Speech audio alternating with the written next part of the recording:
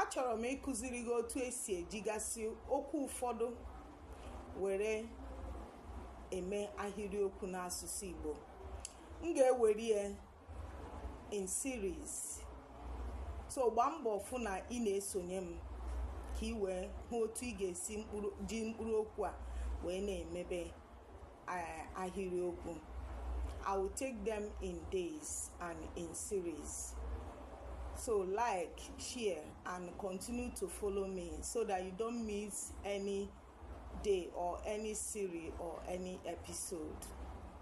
Nke mbụ anyị ga-eleba anya na ya taa bụ ụlọ. Ụlọ, what is ụlọ? House. You have ụlọ, house.